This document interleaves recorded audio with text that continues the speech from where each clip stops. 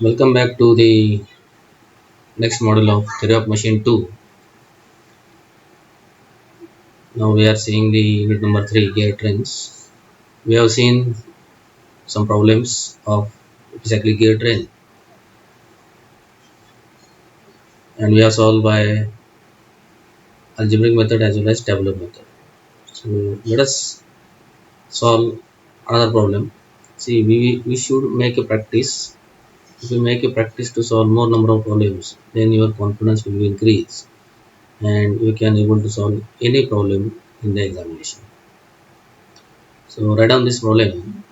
An epicyclic gear train is arranged as shown in figure.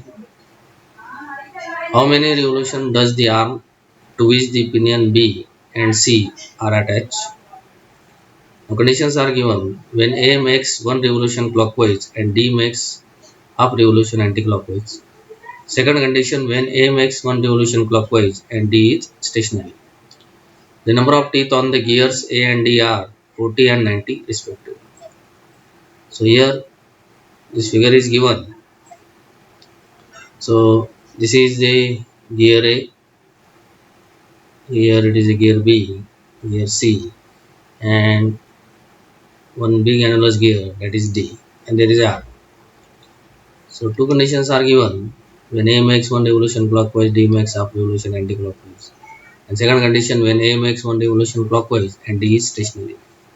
The number of teeth on the gear A and D are 40 and 90 respectively. So number of teeth on gear A, that is 40, number of teeth on gear D, that is 90. Now first of all, let us find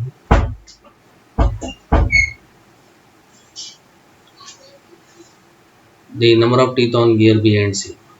So by geometry, already this procedure we have seen in one problem. So by seeing the geometry of the figure, so dA, dB, dC and dd. So by using this geometry of figure, dA plus dB plus dC is equal to diameter of dd. But dB and dC are equal diameter, so therefore dA plus twice dB equal to 2d. Since the number of teeth are proportional to their pitch circle diameter, so it can be written as TA plus 2TB is equal to TD.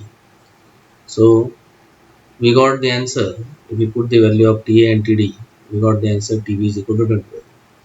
If TB is 25, so TC is also 25. TB equal to TC. Why? DB equal to DC. Now come to our table. First column step number, second is conditions of motion, third one is revolution of element. Now in this, how many elements are there? So four elements are there: arm, gear A, then BC and D. So let us say arm is fixed. So first column arm, then gear A, power is given to gear A, then compound gear BC, and last gear is D. So first step, write down arm fixed, gear A rotates through plus revolution. So arm is fixed means revolution is 0. Gear A, that is plus 1. Then compound gear BC. So what is the revolution? So it is minus TA by TB. And for gear D, so it is minus TA by TB into TB by TD or TC by TD. See, TB and TC are same. So minus TA by TB into TB by TD. So TB get cancelled, you will get minus TA by TD. Second step, arm fixed gear A rotates through plus X revolution. So X into 0, 0, X into 1, X into minus TA by TB minus X TA by TB. Then X into minus TA by TD minus X TA by TD. Then third, add Y revolution to all elements, plus Y, plus Y, plus Y, plus Y. So total motion, so Y plus 0, Y plus X, that is X plus Y minus X, TA by TB, and Y minus X, TA by TD. So this is the final revolution of compound gear BC, final revolution of gear D, final revolution of gear. Now, one by one, now we have to see the conditions. So what is the first case of what is the first condition? Speed of arm we have to find out when gear A makes one revolution clockwise and D makes half revolution anti-clockwise. So what is the speed of gear A? X plus Y from the table. So X plus Y is equal to 1 clockwise, so minus 1. X plus Y equal to minus 1. Now for D, Y minus X TA by TD. So y minus x dA by dt, half revolution anticlockwise is equal to half anticlockwise, that's a positive. So these are two simultaneous equations, and after solving these two simultaneous equations, all of you solve this in your notebook immediately. Solve that, start solving. Now we get y equal to 0.038 and x equal to minus 1.039. Just check the answer, students. Please check it. Now y is 0.038. So what is y? Y is nothing but speed of the arm.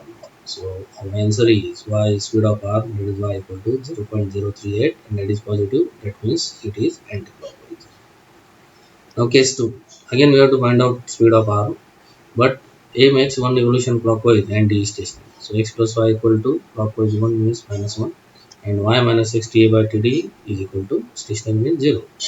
Again two simultaneous equation, and we got y equal to minus 0.308 and x is minus 0.69. So therefore speed of arm is y equal to minus 0.308 clockwise. Understood? This way you have to solve the numericals of this aggregator. Very easy. To make a practice, it will be very easy. Now next is epicyclic gear train with bevel gear.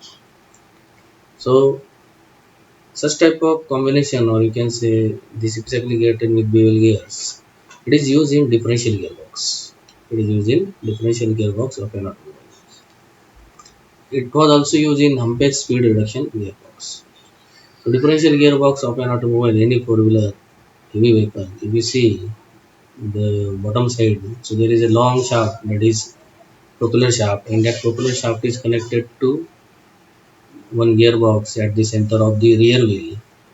So there are axles to the rear wheel, and at the center you can find a big gearbox, and that is nothing but differential gearbox. So in that, this exactly gear train with wheel gears are used.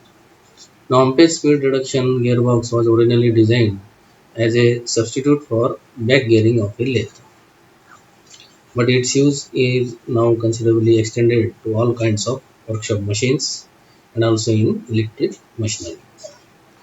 Whereas differential gearbox of an automobile, it is a figure. So here, see, these are the wheels, rear wheels. Okay, this is one rear wheel, this is another rear wheel, and here it is a gearbox is there. So this propeller shaft is there, and that propeller shaft is connected to this gearbox. And in the gearbox, bevel gears are used. We have seen bevel gears. Shaft axes are at right angles to each other.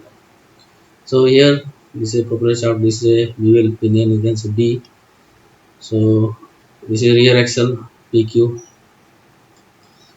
It is arm, arm is there. So again, these are bevel gears, bevel ring gears. You can say E, C, D, and F. Yeah, this is another bevel gear A. This is bevel gear B. So like this arrangement is there.